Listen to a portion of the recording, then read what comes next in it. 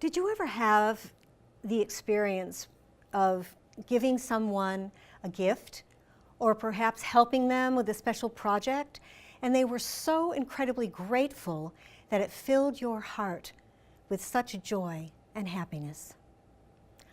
I had an experience like that, and I want to share it with you today. In November of 2015, I was leaving Petco in a shopping center in Santa Barbara, and it was dusk. And as I was walking toward my car with my packages, I noticed a fellow walking toward my car. And I said, gosh, he looks like he's walking directly to me. Well, by the time I got to my car, he also reached my car. And he looked like he was very rotund, but then I realized that he was wearing every piece of clothing that he owned on his body. He had this long, shaggy beard, gray, and this wild Einstein-like hair.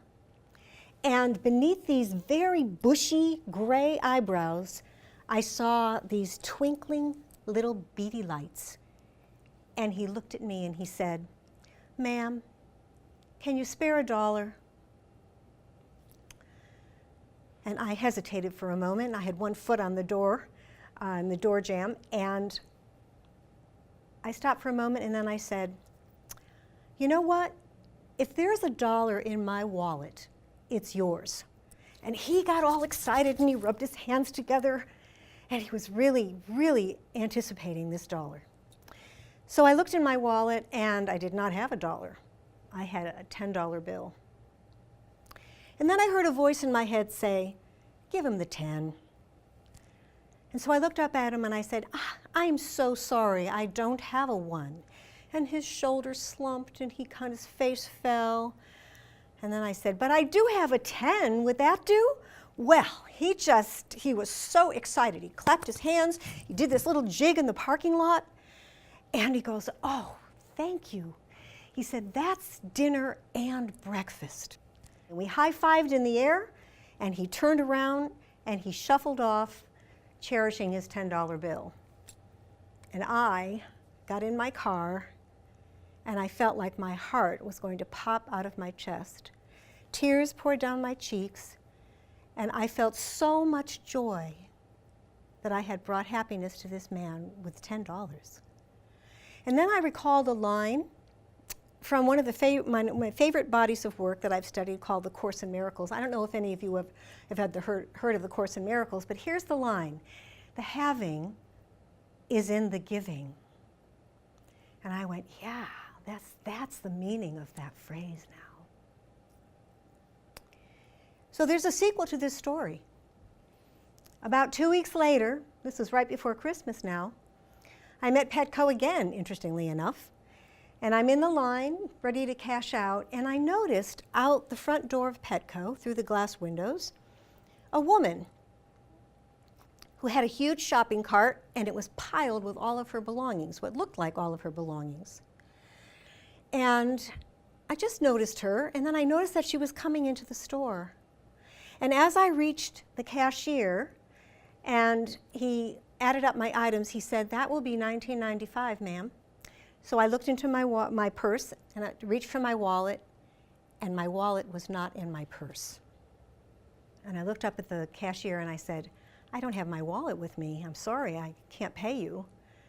Just then, out of the corner of my eye, this woman walks over to me and she hands me a $20 bill.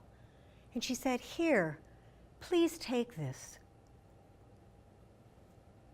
And I said, "Ma'am, I can't take this $20 from you." She said, "I want you to take it. Please take it." And then she looked me directly in the eyes and she said, "You know what? It would mean so much to me if you would take this $20.